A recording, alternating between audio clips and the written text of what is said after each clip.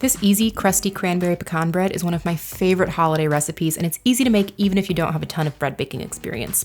So start by putting some active dry yeast into a big bowl with a little bit of honey or sugar and cover that with warm water. We like using water that's warm to the touch here.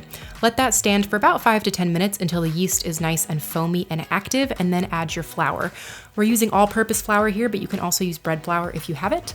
And then we're gonna add some chopped toasted pecans and some dried cranberries. You can do this in a big bowl like we're doing here with a sturdy spatula or a wooden spoon, or you can use a stand mixer fitted with the dough attachment. So start mixing this dough together until it just starts to form a shaggy dough.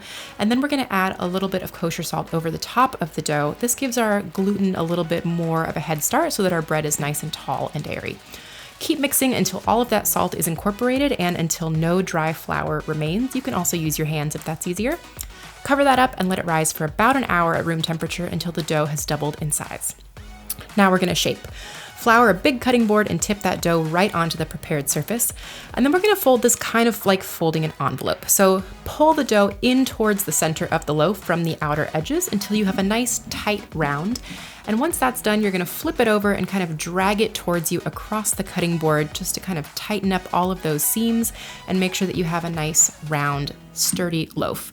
This is gonna be a very thick dough. It has a lot of mix-ins in there, so don't worry if it doesn't look perfect, it's gonna bake up great. At this point, we're gonna flour a proving basket or a medium mixing bowl. I like to add a linen in there just to make it easier to lift in and out. And then pop that dough seam side down into the bowl while you preheat your oven with the Dutch oven inside.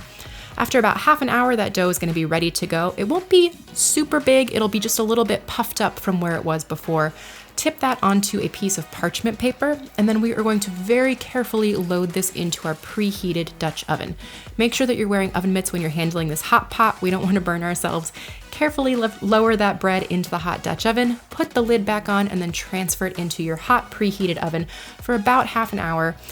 Just to get the bread kind of mostly baked. And then we're gonna take the lid off, return it to the oven for another 5 to 10 minutes just to darken up the crust and get it nice and crispy.